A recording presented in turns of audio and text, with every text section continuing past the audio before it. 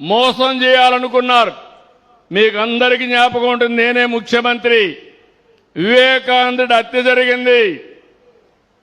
జరిగితే సాక్షి టీవీలో గుండెపోటుతో చనిపోయాడన్నారు. నేను కూడా అయ్యో పాపం అన్నాను. ఆయన కూతురు ఇన్వెస్టిగేషన్ చేయండి, పోస్ట్ మార్టం చేయమని అడిగింది. మనం ఏ తప్పు చేయలేదు చేయమన్నాను. సాయంత్రాన్ని గుండెపోటు కాదు, ఇది గొడ్డలి వేటని డాక్టర్స్ చెప్పే పరిస్థితికి వచ్చారు. ఆ సాయంత్రం నేను తండ్రి లేడు, ఉన్న చిన్నాన్న కూడా చంపేశారని రివర్స్ మాట్లాడాడు.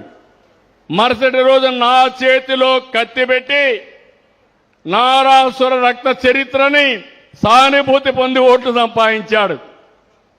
ఇప్పుడు అదే తరహాలో ఇది కూడా చేయాలంటే అలర్ట్గా ఉన్నాం. నేను ఎప్పుడు కూడా మోసగాళ్ల పైన కన్నేశాను.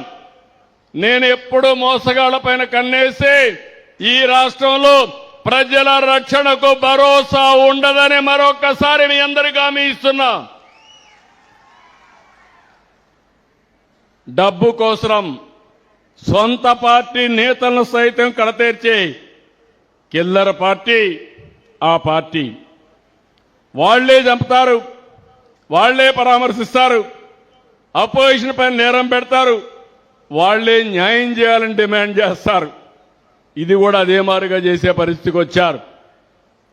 వీళ్ళ మేనమామ ఉన్నాడు, వాళ్ళ మేనమామ శిష్యుడు ఒకడున్నాడు.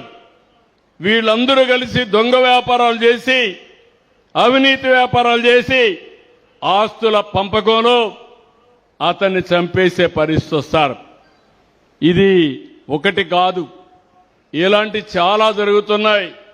ప్రజలందరూ గుర్తుపెట్టుకోవాలి, నేను చేసేది రాజకీయ నాయకులతో కాదు, నేరస్తులతో రాజకీయం చేస్తున్నాం.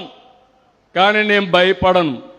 మీ అందరికీ తెలుసు, మీ ప్రాణాలు కాపాడడానికి, ప్రజల ఆస్తులు కాపాడడానికి ఒకప్పుడు తీవ్రవాదులతో పోరాడితే అదే తీవ్రవాదులు వెంకటేశ్వర స్వామి సన్నిధిలో 23 క్లేమోర్ మైన్స్ నా మీద బ్లాస్ట్ చేస్తే సాక్షాత్తు వెంకటేశ్వర స్వామి ప్రాణభిక్ష పెట్టాడు తప్ప ఇంకోటి కాదు.